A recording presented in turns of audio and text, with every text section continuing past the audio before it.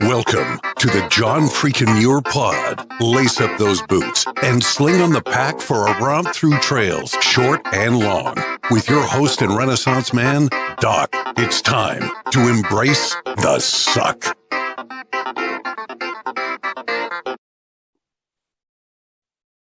Welcome back to another weekend on the trail, dirtbags and hiker trash. I'm Doc, and this is the John Freakin' Muir Pod.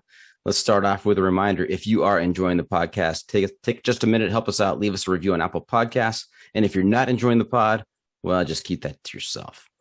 This week, I'm talking to world traveler, author, blogger, and adventurer, Joshua Bigger. And actually, I just learned in our pre-interview talk here that I'm also talking to a world record holder and a doctor as well. So welcome to the John Freakin' Muir Pod, Joshua. How's it going? It's going pretty good. Thank you for having me. Okay. Now, in America, there is this unique tradition of assigning trail names to people that have been out on the trail based on, something in their past, some peculiarity or some action that happens on the trail. In all of your world travels, have you managed to pick up a trail name?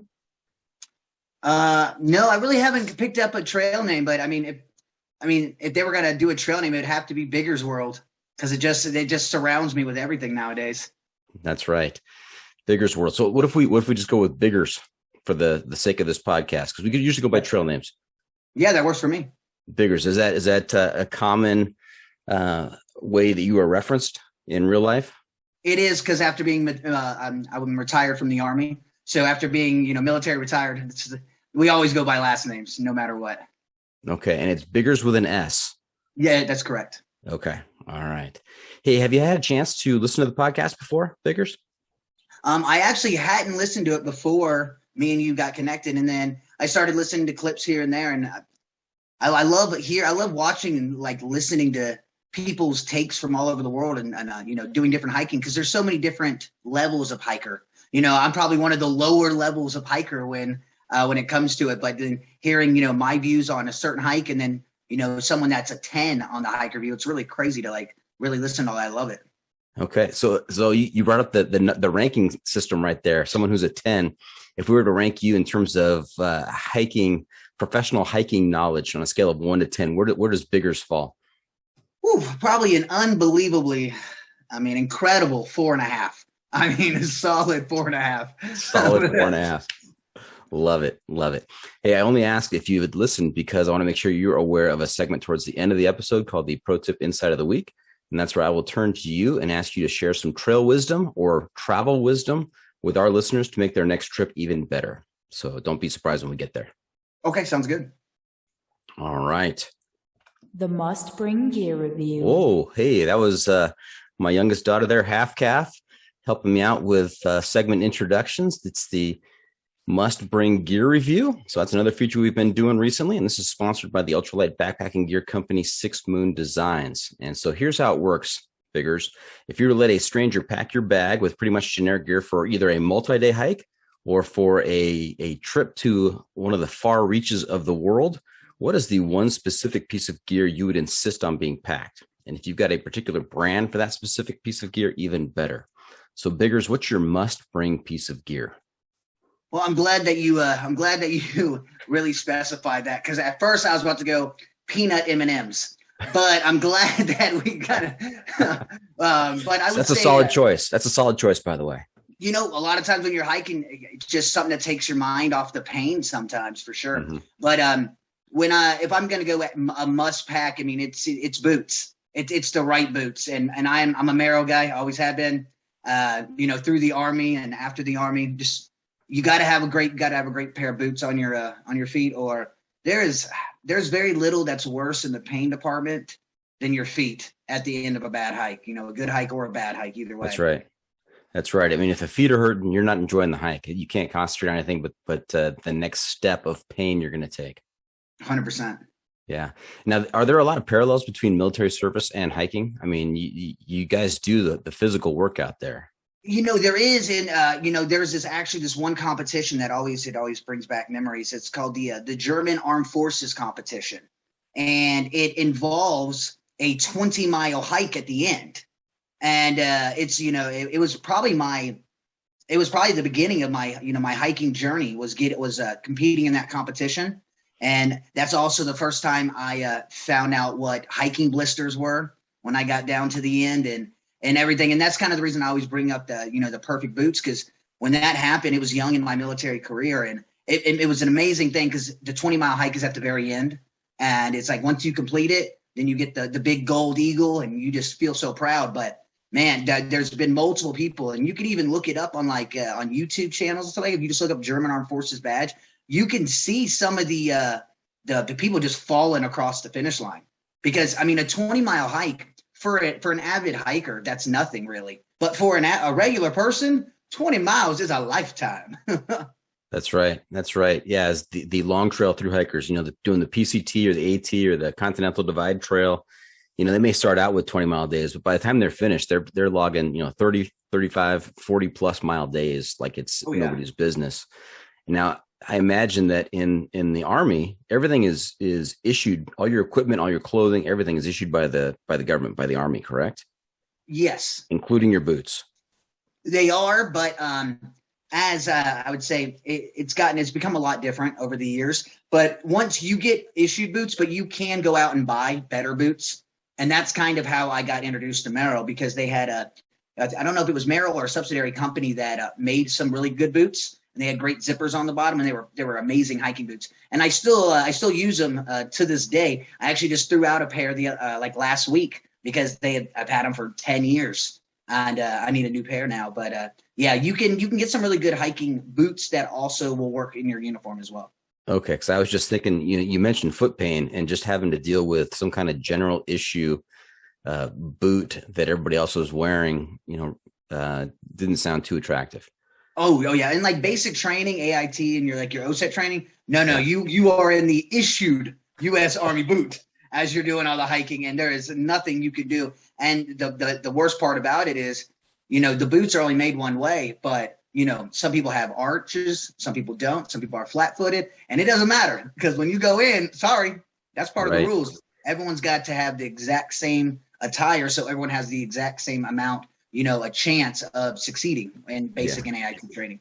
Right. I mean, if you go on to hiker social media, whatever that looks like, a lot of the discussion focuses on footwear. So you talk about people having different feet and different preferences. That is a very real thing. And there's a lot of discussion about, what you should put on your foot and where you should look. So having that single one size fits all, that sounds not like a whole lot of fun. So yeah, for sure. But it kind of does. It's the Army way. In the beginning, everyone is the same. That's the whole point of it. When you're going through basic training, they want to simplify the process and make everyone as equal as possible when you're going through things. So then if you can, and your feet are just like anything else. They will evolve. They will adjust as, you get better and stronger with it. But I'll tell you what, I would definitely always prefer a nice pair of Merrell hiking boots over military issue boots any day. All right. Hey, let's keep talking about gear. It's the hiking poll. With this 7-question survey I'm going to ask you, this is a questionnaire that's going to help me determine what level of crazy you are from a scale of 1 to 100, with actually 100 being completely sane and number 1 being completely bonkers. And again, we can adjust this to apply to any of the hiking that you've done or how you would apply it to hiking, or you could also kind of apply it to kind of your world adventures and traveling. So feel free to go in any direction you want on these. First question is trekking poles when you're out there hiking, yes or no? No. No. And why do you say that? I don't know. I just, I've never been a trekking pole person. I don't know if it was, I was introduced to it with my grandfather. I remember he took me on my first hike when I was like, maybe 8 or 9, and he would always have like 2 of them. And I don't know if I associated that with the elderly, and I'm like, I'll never have a trekking pole. And I don't know if that just got in my mind or something, but I've just never really used one. And anytime someone's given me one, I generally just play with it in my hands, like just twirling it around and stuff rather than actually using it for what it is. And I mean, that could be the reason I'm always in pain after hikes. This could be opening my eyes to things. Dr. Biggers, you know what I really enjoyed about that answer is I asked you the question and it was just a very definitive, no, no. That was great. Okay. Next question, boots or trail runners? Boots. Boots. And you've mentioned the Merrells.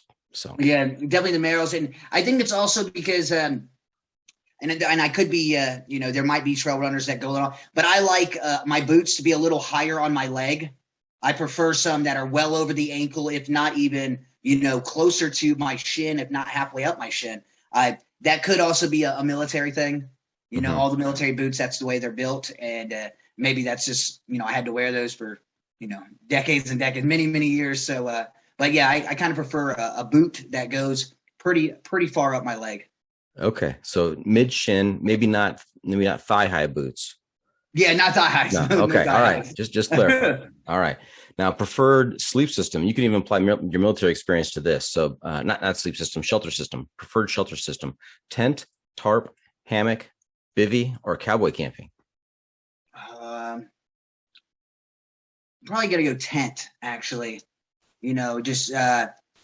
I get it. Tents take up more room than probably the tarp or even the hammock. You can make it, I'm super small nowadays. But I've never been a hammock sleeper either, though. I can sleep on the ground flat very, very well, but I can't sleep in a hammock. And the people that can do it, that's amazing for them. It's kind of like people that can, sleep on buses and airplanes. That ain't happening for me.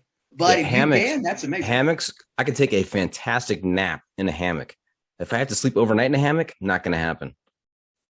Oh, I learned that one the hard way.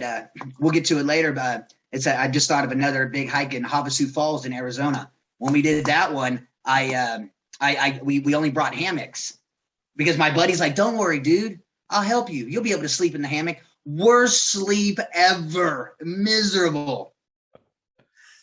All right, next question: sleeping bag or quilt? Sleeping bag. Sleeping bag. Traditionalist. Yeah, well, also military. You're issued one doing AIT, so I've had a sleeping bag since I was 17 years old, and just forever. And for our listeners and for the host, AIT stands for.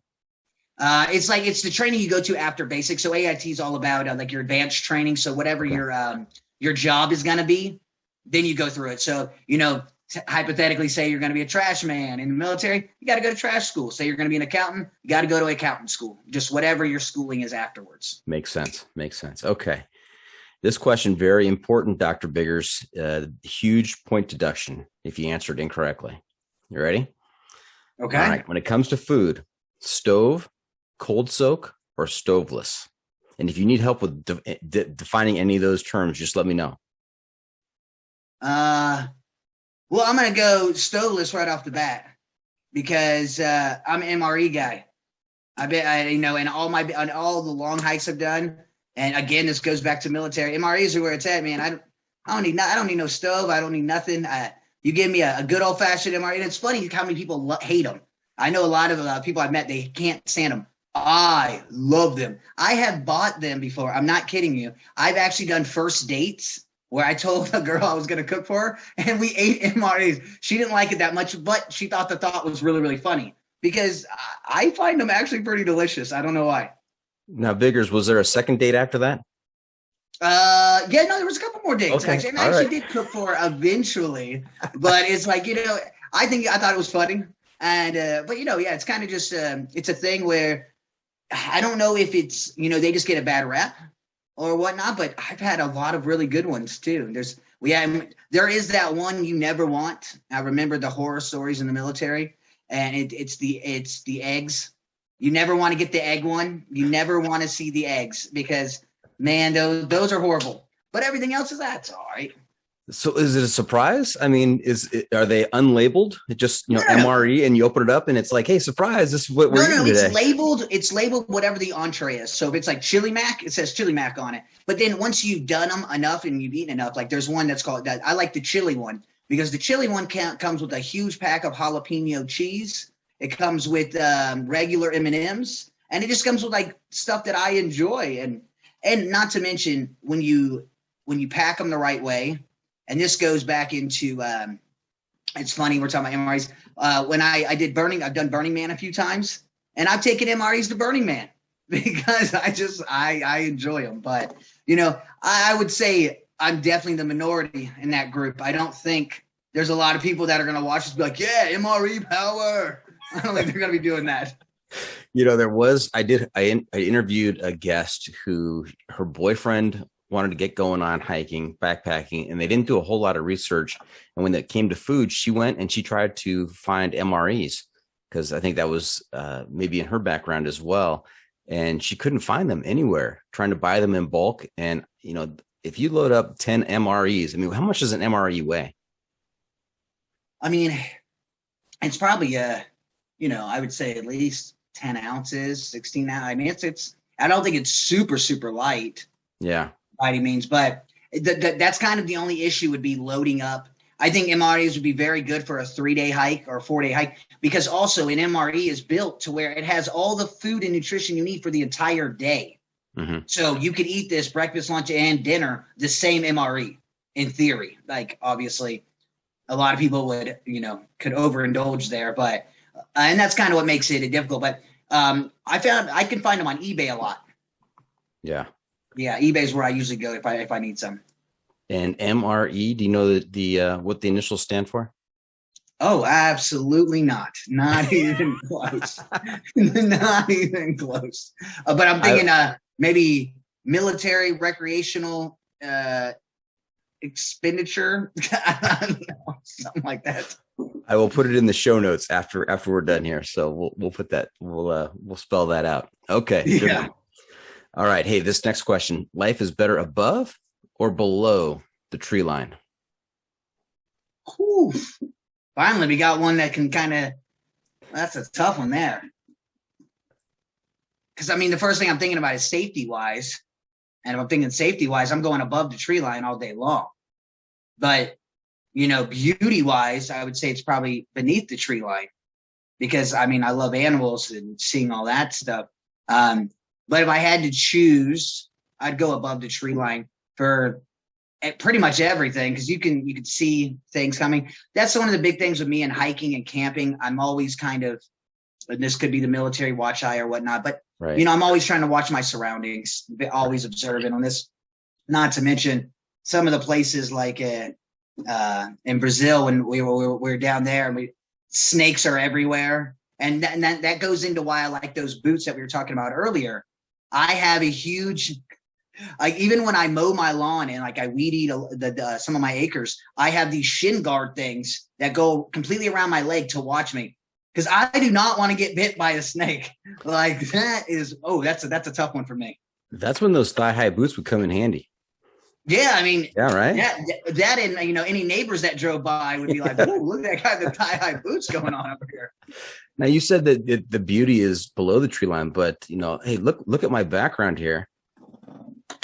Yeah, I mean, definitely. That's all above the tree line. That's above 10,000 feet. That's in the Sierras. Man, I love the beauty above the tree line as well.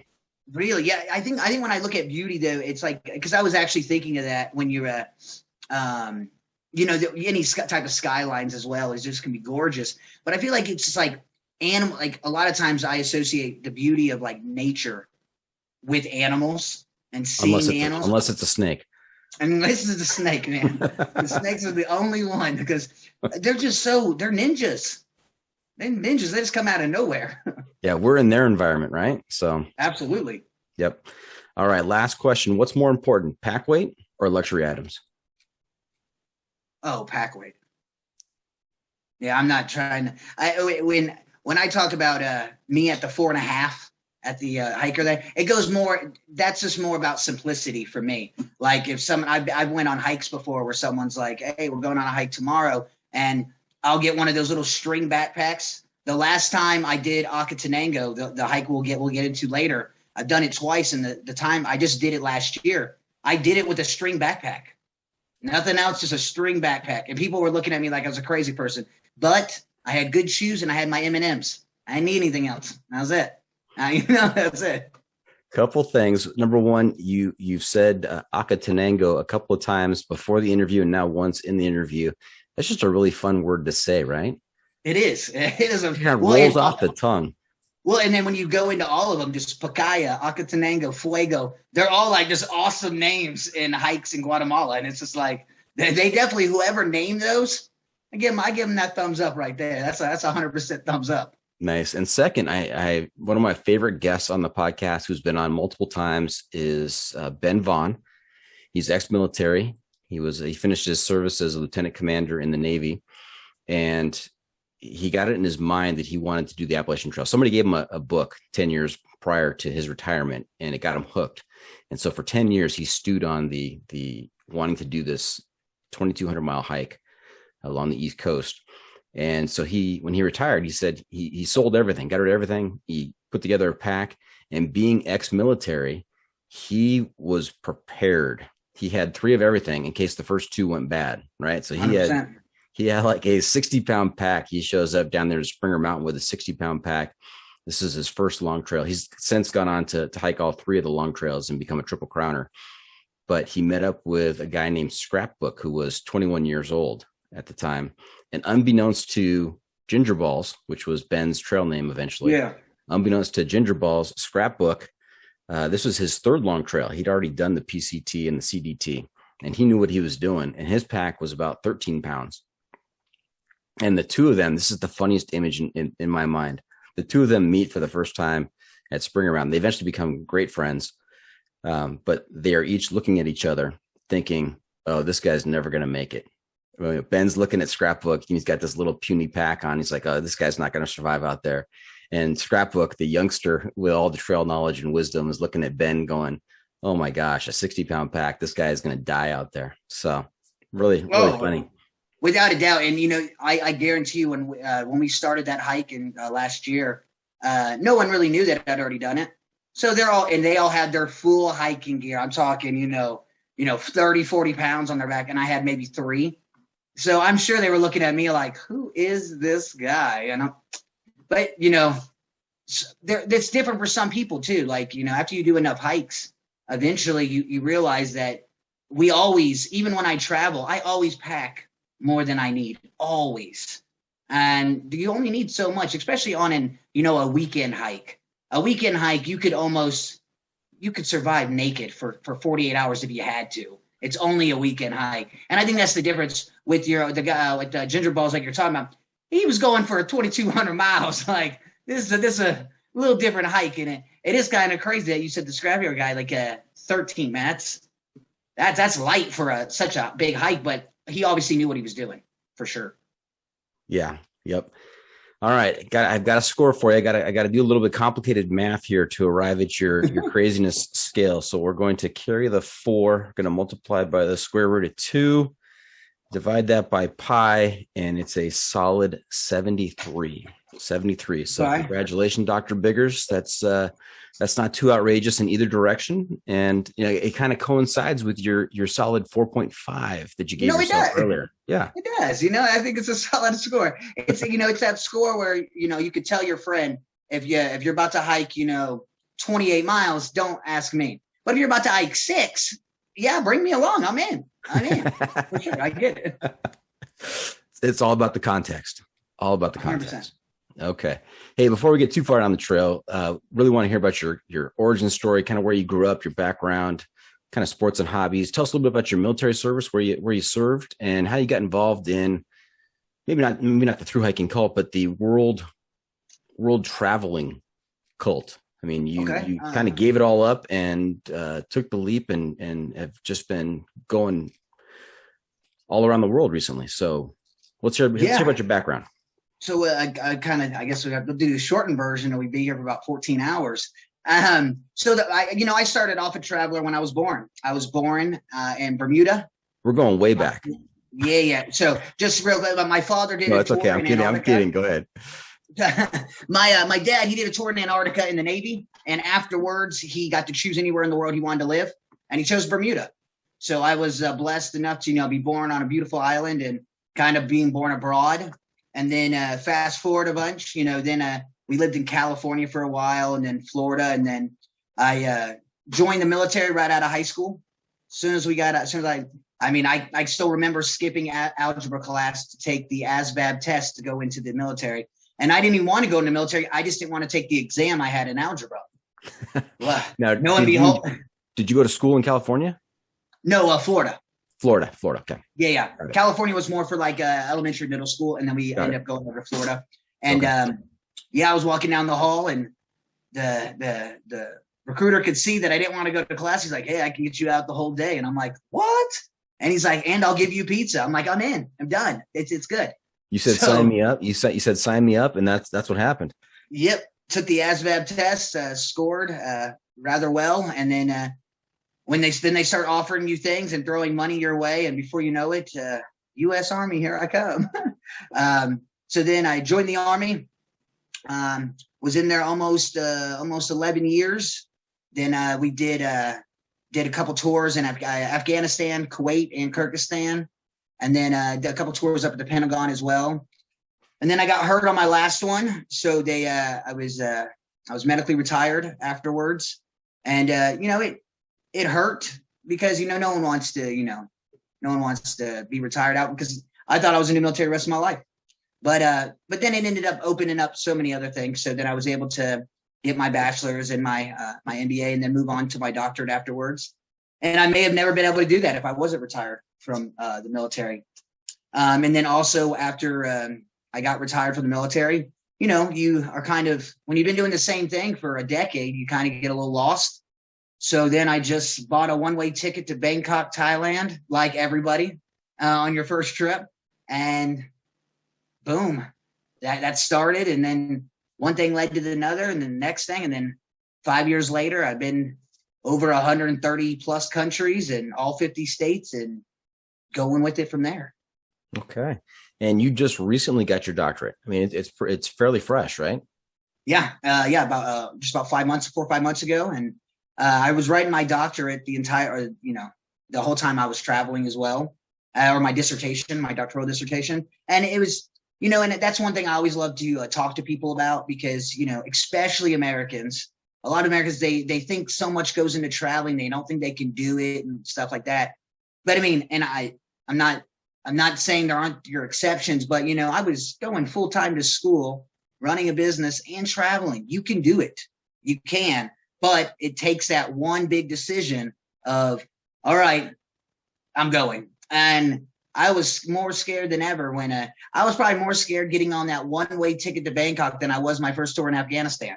Wow. And it's just like, because you have nothing once you sell everything and you take that leap, and also when you're going to Afghanistan, you got all your boys and your everyone behind you, everyone that's in your unit. Mm-hmm. When you buy that one-way ticket, it's just you in a country that you don't know the language, and you don't know the people, you don't know the customs. So it was definitely a trial and error process for the next few years, for sure. Right. And what is your doctorate in? Sociological human behavior. So okay. You're a student of people then. Yeah, and it kind of worked out really well, to be honest, because my dissertation was written on combat veterans transitioning back into the civilian workplace. So studying and interviewing so many, it really was really cool to, it was something that I'm truly passionate about. And then also something that just gives me even more, it allows me to give back to the community that I love so much, both traveling and veterans. Right. Now that's interesting, because I know I've talked to a lot of folks who have done a fair amount of hiking, and they've come out of military service. And a lot of times there are folks out there who are working on things, because when you're out there hiking, even if you're with a group of people, not everybody hikes at the same speeds. You're spending a lot of time by yourself and inside your own head and kind of sorting stuff out. And, that applies to, veterans as well as other people who have things in their life that they want to focus on and kind of work through. Do you think travel took that same kind of approach for you? Absolutely. It did. And, it also makes you really begin to trust yourself and your own instincts when you're traveling, because when it comes down to it, you're the only one there. Yeah, and I have met amazing people all over the world, that came to, I've had issues where, I needed to get somewhere and I could not speak the language. And then I use body language. Before I know it, I meet some amazing people and they can't speak my language. I can't speak theirs, but we end up finding a way to get to wherever I need. And it's phenomenal. But that all comes from, learning to trust yourself. I would love to watch those interactions, just trying to communicate back and forth with each other non-verbally to get from point A to point B. That had to be fun. And, body language is the true, universal language, without a doubt. Yep. All right. Hey, Biggers, what are you doing to pay the bills? How do you finance your trips?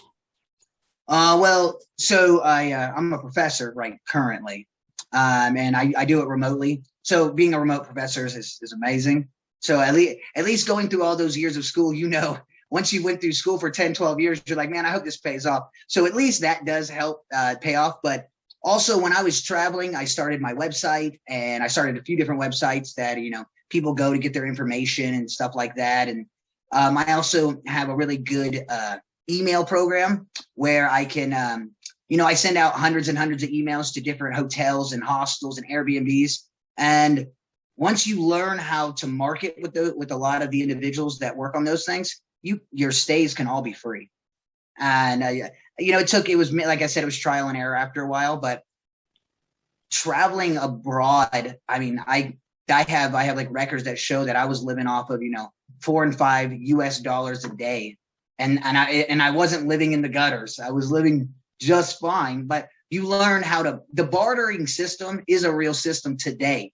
And I think a lot of people forget about that, everyone, I went to, when I was in Guatemala for a little bit, I was working with a family and I would do work on their house, and I would help, build them. I helped them build a website, and then they cooked me food for a full month.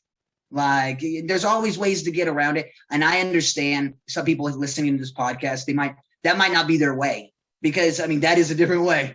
That's a different way of traveling for sure. But there's always a way to travel. Always. And if you learn the system, and you can get to it very, very cheaply. Okay.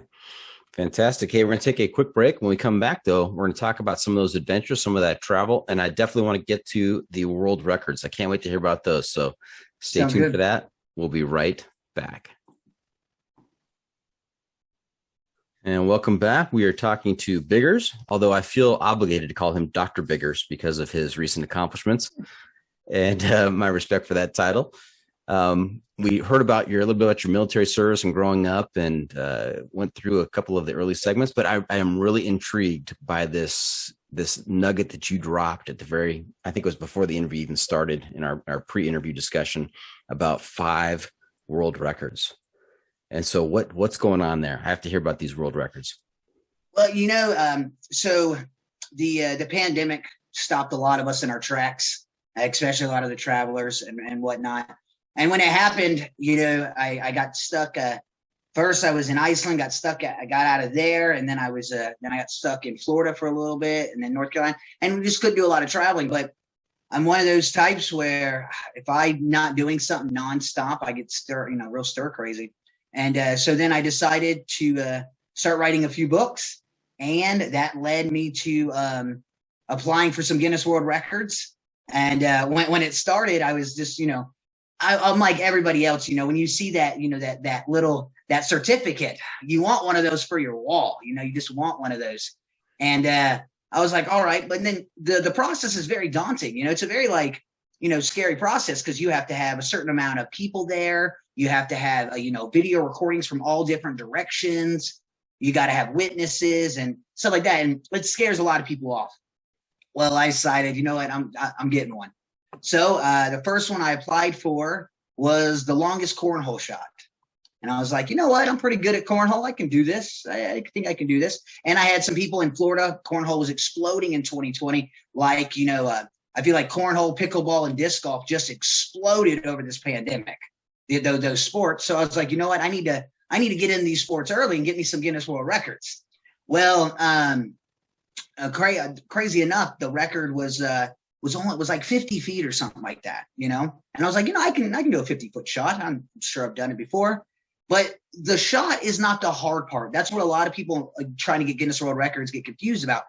It's all of that stuff you have to do to get the Guinness World Record to sign off on your attempt. You know, like, yeah, there's plenty of people out there that can make the shot, but can you do A, B, C, 1, 2, 3 to get that chance?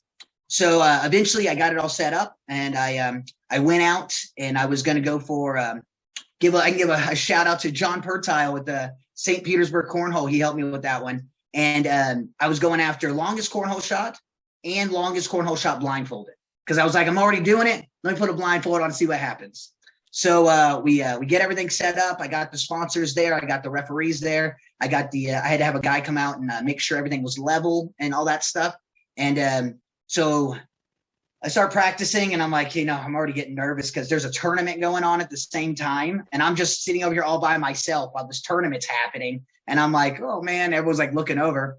Well, 8 shots in, and I sink it, and I get the record there. And then I'm getting ready for the blindfolded one. I'm like, I'm just going to go for it. Take a couple practice shots, get the blindfold on. I have to have someone come over, make sure it's all good to go. I go up for the shot. Everyone gets quiet all of a sudden, and I'm like, what just happened? First shot, Guinness World Record blindfolded, done. And it was just so funny because you go through, I was practicing for hours a day, before this, because I want to do it. And then when it all comes down to it, I got the 2 Guinness World Records in 9 shots. And I'm like, you gotta be kidding. But that's what happens. Practice makes perfect after a while. And since then, both those initial records have been broken, but not by a lot. And I have it planned for May to go and break those again, because, then I get 2 more of those certificates. Now, that's what it's all about. But at that same time, I then wanted to get some disc golf ones, because disc golf was exploding. And I noticed that this one's one of the funniest ones is that, so I go for the disc golf, the longest disc golf ace, which means, throwing a disc straight into the basket, the longest. And there hadn't been one yet, because remember, disc golf was just now exploding. So I'm like, all right. So when you're going to set a record that's never been set, the process is a little more extensive. But I end up going through it all, and I go out and I get it, and I break it at I set it at 101 feet, not very far at all. The funny thing is, 5 days later, that same record is broken by a guy who's a pro disc golfer at 550 feet. And I am never breaking that one. That one is gone. But because I was the one who said it, I still got my certificate. So, I still, at one moment, I was the longest disc golf ace. You got to hold on to that for a few days. Yeah, exactly. I only had that one for about 5 days. And then at that same time, I did the longest or the fastest round of disc golf. So I played 18 holes and just over 14 minutes. That one was super, super exhausting. And I had to have 2 people follow me, running behind me. And they had to monitor it as I was going through, because you have to play the full hole. You have to put it in the basket, make sure it settles, come out. That one was probably the most exhausting. But the 5th and final one, I'm mostly proud of. This is my pride and joy. And my dad always laughs at me because I have it sitting right next to my doctorate. So, I put and he always laughs at me because he always asks me, which one are you more proud of? Right. And I'm like, several people have doctorates. Not a lot of people have this Guinness World Record. And the reason is because this Guinness World Record is for the most donuts stacked in 1 minute blindfolded. And it was the hardest record of all of them to do. This record, I'm telling you, I probably have 9 hours of camera footage trying to get this record, because it was only 9 donuts, but that's not but people don't realize all the stuff before that. These donuts have to be made specifically for the thing. So you have to show the making process. They have to be 2 inches, 2 3/4 inches. So just under 3 inches. So now stack up 3 inches times 9, you're looking at 27 inches. That is a high thing. And then once you get it up to it, it has to sit still for 5 seconds before it falls over. And mine sat still for 5.2 seconds, down to the man. And I was so nervous because once you get it all done, then you have to send everything in to an elected, one of the GWR officials. They have to go through everything, and they'll ask you questions and stuff like that to verify everything's good. And I was so scared that I wasn't going to get it. Then I was going to have to do the rest. Man, when that one came in, I was a happy camper to get that one. But, donut stacking, that sounds like a Survivor challenge. You watch Survivor? Yeah, right? I know. Yeah, Exactly. But, the biggest takeaway from all this was when the pandemic was happening, a lot of people allowed it to get them down. And I didn't want to, and I, wanted to do something more. And I've always kind of thought it would be cool to, I have a very competitive nature, if no one can tell. And it's, it was just one of those cool things. And it was an eye-opening experience, and just a really cool thing. And since then, I've helped a few other individuals go after their Guinness World Records, and a couple of them have gotten them, actually. So it's one of those things I think a lot of people think is unattainable. Kind of like some of these hikes. A lot of people think I'm just too normal. I'm too average. I can't. No, anybody can do these hikes. Right. They can. They just have to have the right mindset. You can get up them. And I think that's kind of what I hope that I showed some people getting this Guinness World Records. It wasn't about their certificates. It wasn't about any of that. It was more about showing that attainability, that it is possible to get anything you want. Because, when you talk to, me personally, I haven't talked to a lot of people that have a Guinness World Record. And before I got one, it kind of seems like one of those things that's unattainable, but it is. Anyone can do it. I was excited to have a world adventurer, professor, former military guest on the show, but I did not realize that I had the donut stacking world record holder in the studio. So, wow, what an episode. That's great. All right. Hey, let's go back to 2017. You talked about a little bit earlier before the break about taking this leap and going to Thailand. What led up to that? I know that you've been out of the military for a bit, and what led to that decision to say, you know what, I'm going to, did you sell everything? Did you get rid of everything? And you decide I'm going to live a life of travel. This is the direction I want to go. I can't say that I had that I can't say I had that type of direction and I was that, disciplined in essence, but it was kind of like, I got a storage unit, put everything in the storage unit. I sold my car. I had a motorcycle, put it in the storage unit, everything. And it was more about, I was kind of, when you live in the military, you're in the military for so long, you're taking orders, but you understand structure, and you understand, this works this way. You do this, you do that, you do this, you do that. And then, everything goes well. But when, it was taken away from me so fast after getting hurt and stuff like that. And I got a little lost. I was confused, and I didn't really know exactly where I was at. And I just felt like I had no direction. And I think it was just one day, I saw like this clip on a commercial talking about come to Bangkok where dreams come true. And as funny as it is, it just stuck with me. So I spent about a month, creating an Instagram handle and, getting a few pictures, because Instagram was, it was obviously around well before 2017, but it was just getting pretty dang big. And, I made a YouTube channel, and I got all saying, and of course I thought, you know what? Everyone's going to want to follow me. Why wouldn't they want to follow me?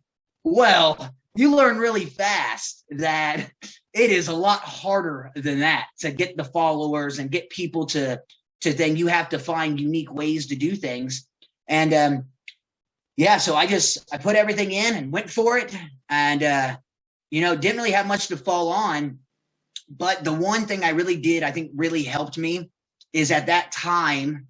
So I got 15, 17. So at that time, that moment, I was finishing my MBA, and I'd already done the first year, like in classrooms and stuff like that. And the second year, was mostly a lot of the writing stuff. So we were able to do it remotely.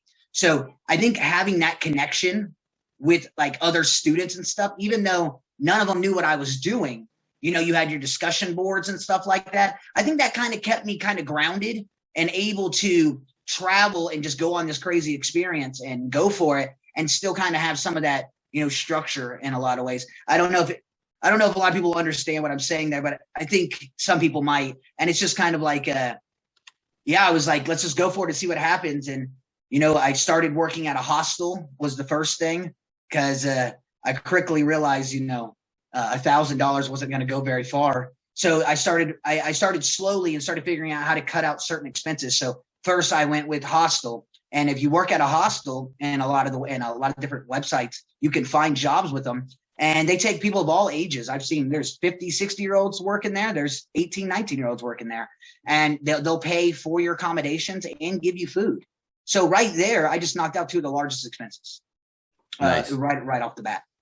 Nice. And now in the 5 years since, you've been to more than 140 countries? I believe 141. 141. Altogether. Yeah. Can you give me a quick top five? What are your top 5 places that you visited? Oof, that is tough, because that's the number one question I get. Yeah, probably right? number one. You knew it was coming. It's so hard because every country has so many great things. But I would say Bosnia was amazing. I would say Guatemala's up there. Argentina is up there. Thailand, still one of the top ones. And then Japan would, if I could live anywhere and money was no option, it would probably be Japan. The culture, the people, they're so welcoming. They're so nice. And there's just so much outdoors in Japan to do. The only problem is Thailand is very similar in a lot of ways, but about a quarter of the price. So it kind of makes Thailand even more, more interesting. But yeah, when it comes to hiking though, Guatemala is that top list. It's just the hikes in Guatemala are just quite amazing. Like Acatenango, Pacaya. Yeah, I just wanted to say it. It was awesome. Yeah, I know. I've noticed you like that word. You like that word a lot. I like it. Now, Biggers, there's a group of people out there that their quest, their mission is to visit every recognized country out there. And I think there's 198 of them. If I may be wrong on that, but I think it's in that neighborhood. Is that a goal of yours to get to every single country? When it started, it was kind of one of those big goals. I know when I started, I know Drew Binsky, he's a huge YouTuber and stuff like that. And he was on his mission to go after it. And I was like, yeah, that's kind of one. But, honestly, as I've done it, I've learned that, if it happens, it happens. But it's not a main goal anymore, because it's really everything's kind of transitioned in a lot of ways. And I've learned that, like, I kind of prefer, teaching people how to go after what their dreams are. And, it was in the beginning, it was all about accomplishing a task, but no, not now, and I think I'll get really close. But there are some countries that are very, very difficult to get into, especially having a military background. And sometimes, like when I went to Russia the first time, I was in the interrogation room for a while. It took almost an hour to get in. I did get in, and they were nice. Everything was fine once I was in and stuff like that. And who knows why I was flagged going in? It could have been, I just got done with Turkey or Saudi, right? There's certain countries that if you have that country's seal on your passport, they won't let you into the next one. So it's definitely a tough process for sure. Yeah, and there are also some unrecognized countries out there that claim to exist. They're not right, though they're not recognized. They have their own borders. They have their own monetary system. One of the most creative and interesting ones that I've found from a former guest on the podcast is this country called Sealand. Have you heard of Sealand? I know I've heard of it before. Yeah. But so where's it located at? So in World War II, you had these anti-aircraft platforms in the North Sea off the coast of England. Okay. About 40 miles off the coast. And then when the war was over, these kind of were abandoned. And so this family moved onto one of these platforms and claimed it as their own and claimed their own sovereignty and named it Sealand.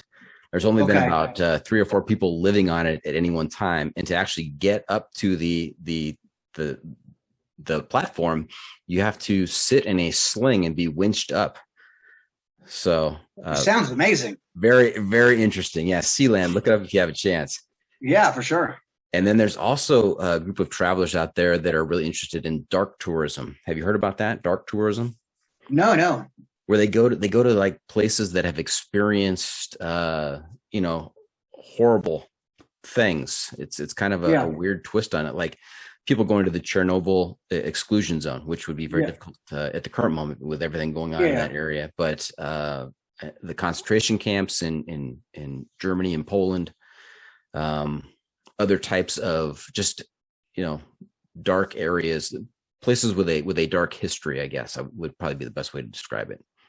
I mean, travelers are when you look at the thing we're talking about, the rating systems with hikers, travelers are the same way. Everyone has their reason for doing something. And I think it's the one thing that I think traveling abroad has taught me the most is, no judgment.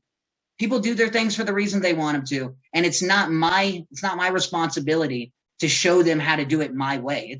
It's the individual's responsibility to find their own way. So if they enjoy doing things like that, that's all on them. Me personally, I love cuddly animals, and I love going to places and doing the animals. But I can definitely understand that, that dark tourism thing could be very enlightening and very humbling in a lot of manners as well. Mm-hmm. Mm-hmm. Now let's talk about what you have developed as a result of your world travels, your social media, your website. I love the title of your website, tiredofworking.com. Take us through a little bit. If someone were to go on there, what would they find? Well, they'd find adventures of me all over the world. And, I have lots of articles on there showing, how to start becoming a blogger, how to do this, how to do that. And I have a few, there's hundreds of blogs on throughout my website and hundreds of different articles I've written. And, the biggest thing is someone can read as many times as they want, how to do something, but it's on the person. The person has to take that first step. They got to take that step. And I that's what I hope when someone goes to my website, they see the adventures, they see me hanging out with elephants and, koalas and sloths and stuff. And they're like, you know what? That's what I needed to see. That's what I needed to see to get me off this couch and just taking that one-way ticket. And hopefully that's what they get from it. That's right. And I like something you said right there, or maybe a little bit earlier, that this may not be for everybody. I mean, your style of traveling may not be for everybody, but I would pose that, a lot of what we talk about on this podcast is not for everybody. Long distance through hiking, not for everybody. Big wall climbing, not for everybody. That is so true, because it is definitely not. Some of that long distance hiking, oh my. Yeah, mountaineering, getting to the top of Mount Everest, not for everybody. But you know what? The adventure tree is a large tree with lots of branches, and if something hits your fancy and interests you from listening to this or listening to or visiting Bigger's website or social media, then there you go. I mean, we're just looking for things out there that really interest us and speak to us. Absolutely. 100%. And I think that's the most important thing, is just finding your reason and going for it, no matter your age, no matter. And that's the thing too. While I've been traveling abroad, I've met people as young as, 17 and finishing high school and, starting their travels around the world. And then I met people as old as 92 was my oldest one I met. And they were staying at a hostel in Poland. And it was amazing. Like the fact that a 92-year-old can be hanging out with a 17-year-old and talking about world travels, what's better than that? Right. Outstanding. Now, you said you had 5 books. You've written 5 books. What's the subject matter of your books? All on traveling, pretty much. Okay. So 2 of them go into traveling, how to go about beginning your travels. And then I have one that I wrote with a female author, and we wrote a book about talking about dating abroad in different countries and kind of how, men look at some things one way and women look at some things another way, and the cultural differences and stuff like that. Like if you throw an English speaking male into a room with a Japanese speaking female, there's some cultural differences there. And it was more of just a book I want after dating, people around the world. It was just kind of something that I thought people would be interested in reading, with, just different stories on how some of those things work. Okay. Now let's head to Guatemala and visit that place that we all love saying, Acatenango. Tell us about your experiences there and your adventures. Well, like I mentioned earlier, Guatemala is one of my top 5s. It's an amazing place. And when you get there, everyone goes to the same place. You know, you definitely when you get into Antigua, and then you go from Guatemala City up there, and it's a very welcoming city. English is spoke pretty. There's definitely some English speaking there, and more or less the people just, you know, they don't look down upon you if you don't know Spanish yet. And there's a lot of different Spanish schools that'll teach you. And Acatenango is probably a top tourist attraction there. And there's 3 of them. There's Pacaya, Acatenango, and Fuego. And they go up in that order. Pacaya is, you know, a 4-kilometer hike. It's not that long. And you can see lava just flowing down. You can roast a marshmallow on the lava. We've done that before. Like, you can roast it and eat it right there. It's very cool, but it's not an incredible hard hike. It's a very simple hike. And then once you do Pacaya, you go to Acatenango. Acatenango is I'd say it's a medium hike. It's not super difficult, but it's not super easy either. It's in the middle, and it's about 5 to 6 hours generally, so probably close to 10 to 12 miles or so. And you hike from the bottom, and you hike up the top, and a lot of different like services will do it with you there. And you know, the hike starts off very open and green and pretty, and you're like, yay, oh my. And then it just goes to this area where it's just rock formations going up the mountain at like a 70-degree angle, and you're just like, this is the worst thing ever. And it gets, you know, it does get a little better and easier after that. But I did it in 2017, and then I did it again last year. And so the hike is difficult, or is, you know, mediocrely difficult, but it's not like super hard. But then anyone who's feeling it can go for the double whammy. And the double whammy is Fuego. And what happens is when you get to the top of Acatenango, which, you know, now you've been hiking from 9 a.m. to 2 p.m. And 5 hours is going pretty quick. But so you get up there, and now you're up on top of a volcano. You can look across the Fuego and see the lava erupting, and it's just amazing. But now you have a choice. And this is where the choices get interesting. So when you get up to the top, they're like, all right, guys. So you have 2 choices. You can sit here, you can eat, you can roast marshmallows, you can drink wine, and you can enjoy the sunset, and just enjoy yourself. Or you can go on another 8 to 10 hour hike, back down Acatenango, then up Fuego, then back down Fuego, and back up Acatenango, and we'll have you here by midnight. Well, the competitive nature was like, you know what? I'm in. And I was expecting people behind me to also say they were in. They were not. So it was only me. So me and a younger Guatemalan man who can hike circles around me does not speak a word of English, nothing. And my Spanish in 2017 was mediocre at best. I'm proud to say it's much better now, but it was not that good. Well, I'm like, all right, you know, I think it's we ended up getting stuck when we went up. So I think something happened, and someone had to leave the hike early. So we didn't end up getting up there until about 4 p.m., which is a little late to start Fuego. Well, we go for it anyways. And, you know, some hikers will understand this, but I look at it as kind of like the saying of quicksand. Once one thing goes wrong, it just doesn't stop. It just does not stop. And there's almost nothing that is more demoralizing when you're hiking than when things start going wrong as you start going down. So me and this gentleman, we start hiking down Acatenango, going, and so I don't know if I'm one of the minorities here. I think I may be, but going down a mountain is much easier for me than going up a mountain. Way easier. And I know I've talked to some hikers, they're the complete opposite. And they'd rather go up than down. Down hurts their knees a lot more. For me, going down is I can run down, and it's so much easier. We start going down, and I'm cruising. We get down that mountain probably an hour and a half. He's, of course, you know, way in front of me, but I'm keeping up somewhat. I can at least see him. And he's, as we're going down, putting little markers around trees.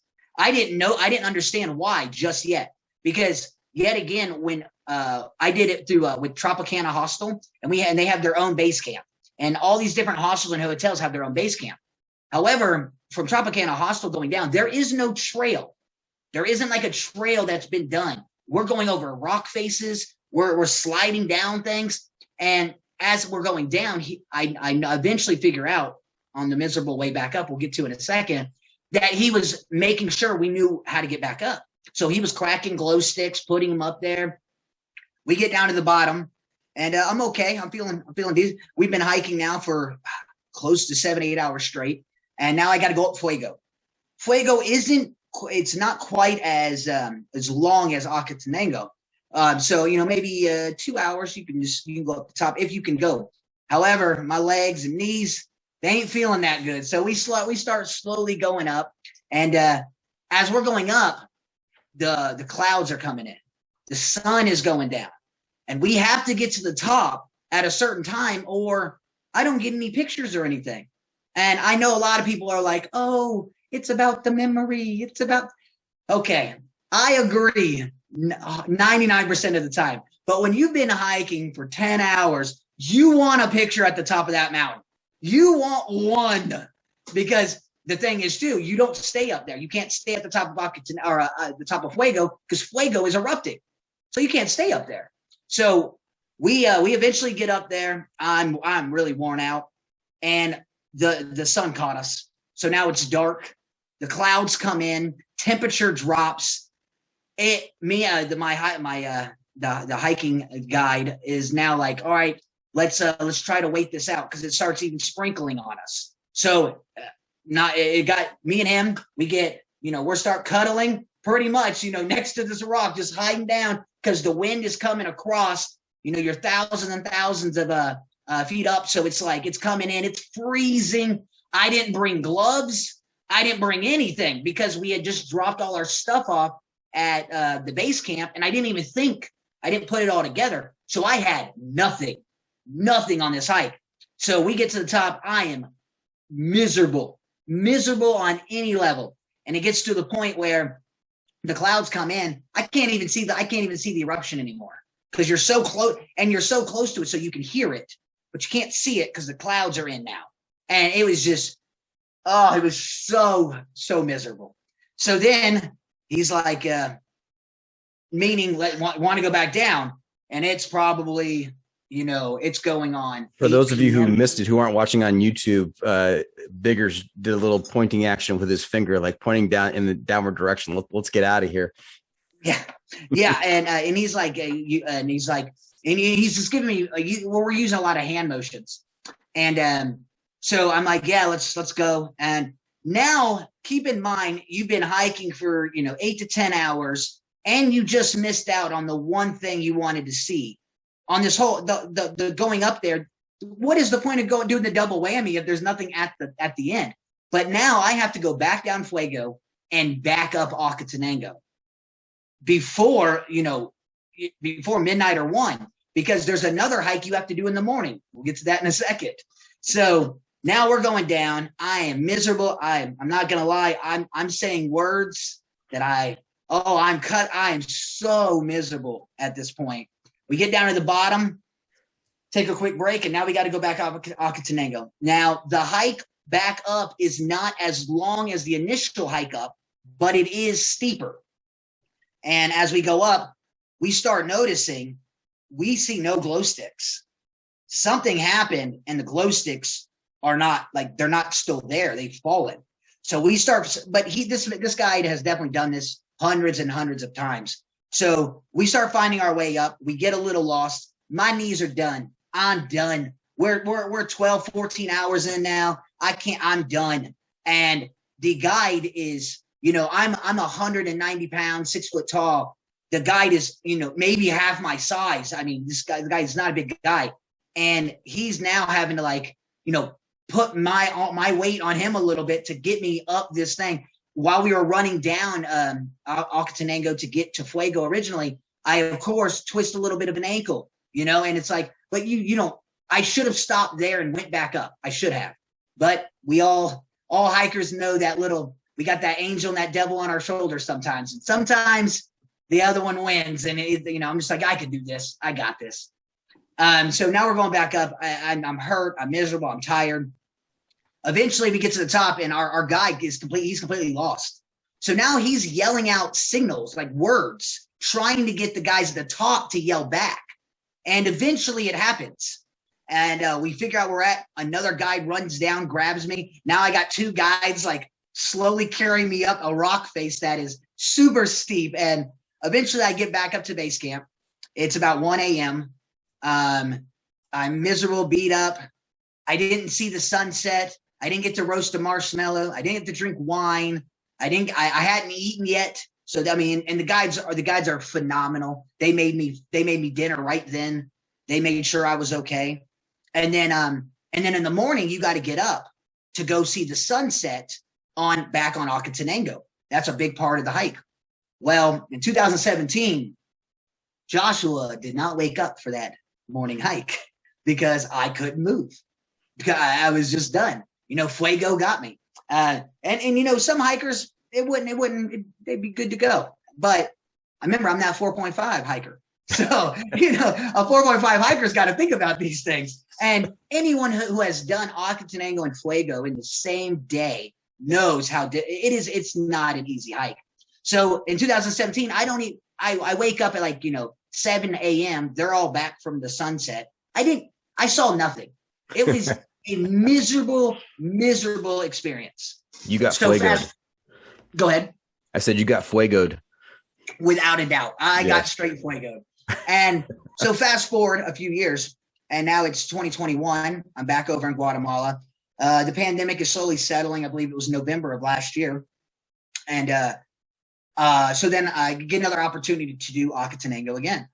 And this time, now Biggers, I thought you were going to say they offered you that choice, that decision of one of two options, and you said, I'm going to take the wine and the marshmallows this time. So they do eventually. So we get to Acatenango. Crazy enough, the same guide is there, and now I. He had to be shaking his head when he saw you show up. Without a doubt, it was hilarious, and I have pictures of us together 4 years apart. And now I can speak Spanish a lot better. So now we're having conversations and he's just like, man, I didn't know if you would live after that. Like the way he was talking, it was hilarious. And so we get up, we got the whole group and we get up to the top and now they're offering double whammy time. Now I've done this. So there are a few people that are thinking about doing it.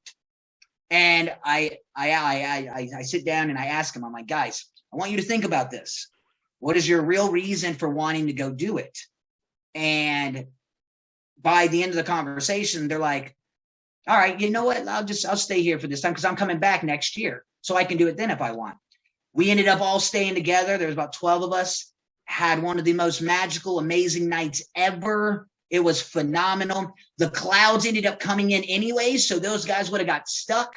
So it ended up working out for them. By the end, as soon as we got off the mountain, they were ready to buy me a red stripe and just like, dude, thank you so much. And it is a chance thing. And, eventually I'm sure they'll go back and want to do Fuego, but we had an amazing experience. We all just sat around, hung out. There was 3 German guys with us and we didn't realize why their backpack was so heavy because they didn't tell us. We get to the top. These 3 German guys have 2 huge bottles of vodka and a 24-pack of beer. And we're like, what just happened? Like, what? Only the German hikers would do. And these German hikers, I mean, they were running up the side of this mountain. These guys, they're 21, 22 years old, have more energy than anyone could even think about. And it was just an amazing experience. And then in the morning, I woke up, went and saw the sunset. It was phenomenal. Everything was so much better the second time around. You saw the sunset in the morning? Or the sunrise. Yeah. No, now I'm like mixing it all up. Now, when 3 Germans pull out two huge bottles of vodka and a 24-pack of beer, you know what we call that? That's trail magic right there. They made some trail magic for sure. And the crazy thing, I'm not even kidding you. They were probably up till 3 a.m. And we all got up at 5 a.m. to do this hike. And they were all still in the front. It was just, you're just like, you don't mess with German hikers, man. German hikers know how to do it. They do. They do. All right. Hey, Biggers, what's next on your adventure list? What's the next big trip you're taking? So I got two coming up, or two large ones. So I'm going back to Bermuda in August.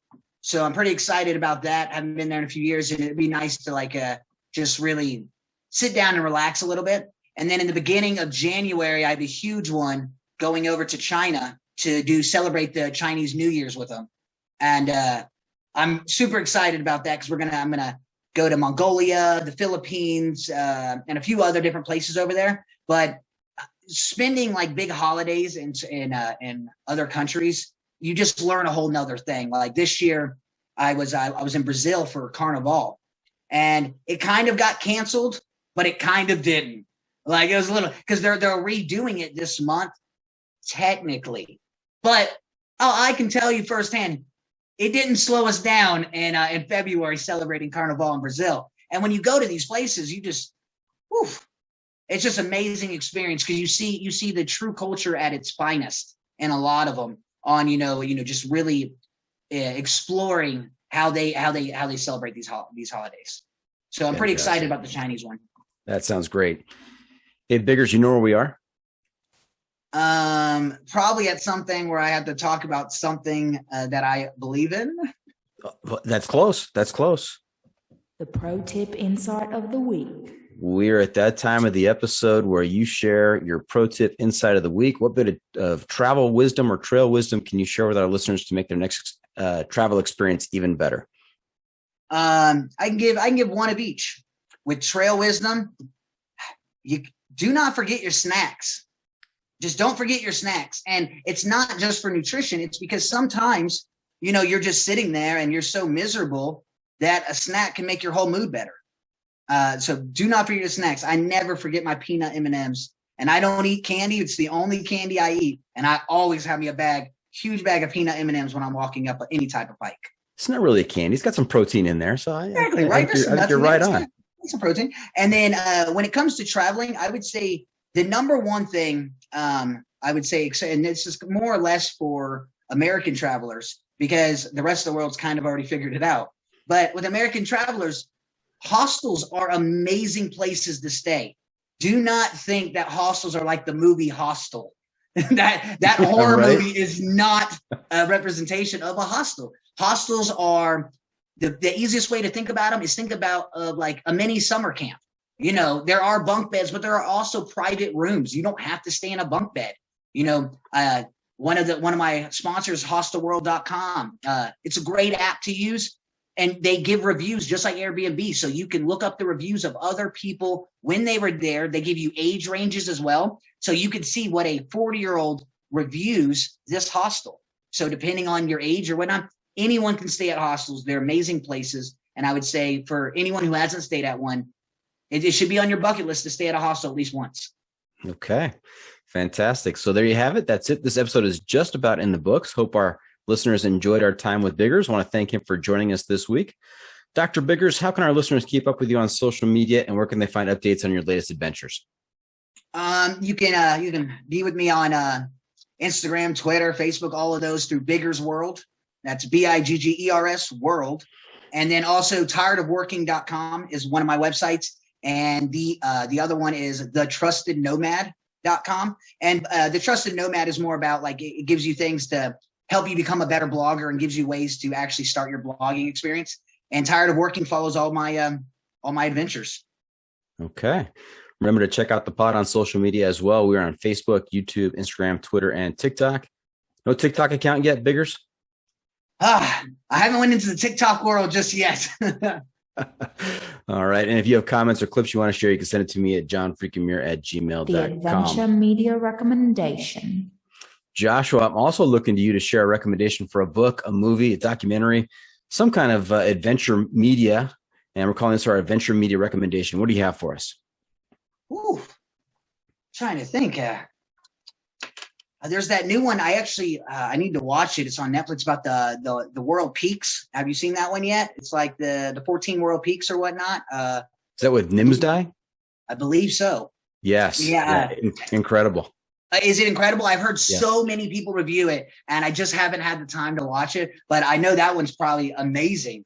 And so I'm not only giving a review to everyone else, I'm giving a review to myself to also watch this thing. Nice. Okay. What have we not asked you? Oh, wow. Before we wrap things up, I just got one more segment for you called "What Have I Not Asked You That You're Dying to Tell Us About?" What did we miss? I feel like we've talked about my entire life already. I feel like we've been on this thing for like 4 years. No, I think you've asked me pretty much everything here. I mean, yeah, I mean, it's, I went from soldier to, traveler to professor. And, I hope I've given some people some inspiration into, 9 to 5. I understand a 9 to 5 job is a necessary evil for many people. But if you are able to do the remote thing or the 9 to 5 or get rid of the 9 to 5 thing, it could be an amazing experience for you just to go out and, try to see if the nomadic life is for you. Yeah, you went from soldier to traveler to professor to world record holder. Don't forget that. Can't forget. I mean, when it comes to donuts, stacking them donuts, I'm good to go. He knows his donut stacking. Okay. Hey, that's a wrap from the John Freaking Muir studio. Any shout outs to friends and family, Biggers? Well, to everyone that follows me and DMs me on all my social media platforms, just keep doing it and keep going after your dreams and making them bigger and bigger. Okay.